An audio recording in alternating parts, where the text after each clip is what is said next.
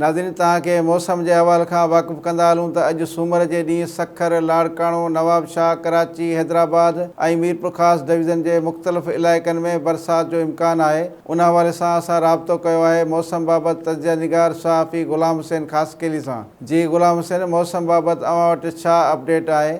जी, मौसम जे हवाले सां इहो ॿुधाईंदा हलूं त सिंध में ओलह वारो बरसाति जो सिस्टम दाख़िल थी वियो आहे। काज़ी अहमद, जोही, खानोद समेत सिंध जे जबल वारे इलाइक़नि में गजगोड़, खेवण ऐं तेज़ हवाउनि सां बरसाति जो वसकारो थियो आहे। जॾहिं त मौसमियात जा मॉडल इहो ॾेखारे रहिया आहिनि त ओलह जे बरसाति वारे सिस्टम में सूमर जे ॾींहं खां वधीक शिदत ईंदी, इज़ाफ़ो थींदो, जंहिं दौरान सूमर, अंगारो ऐं अरबा जे ॾींहं ताईं सिंध जे मुख़्तलिफ़ इलाइक़नि में किथे हल्की ऐं किथे तेज़ हवाउनि सां गजगोड़, खेवण ऐं तेज़ हवाउनि सां बरसाति जो इम्कानु आहे।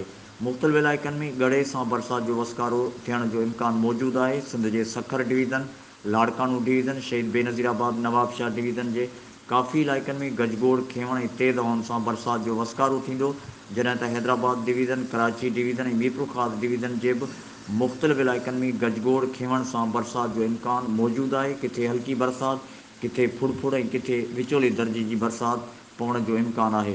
बरसाति जे वसकारनि सां मौसम थधि में तब्दील थी वेंदी, जॾहिं त मुल्क जे सूबे बलूचिस्तान, सूबे पंजाब ऐं सूबे ख़ैबर पख्तूनख्वा में गजगोड़ ऐं खेवण सां ज़ोरदार बरसाति जो इम्कानु मौजूदु आहे। जी ग़ुलाम हुसैन, मौसम बाबति आगाह करण लाइ अव्हां जी महिरबानी।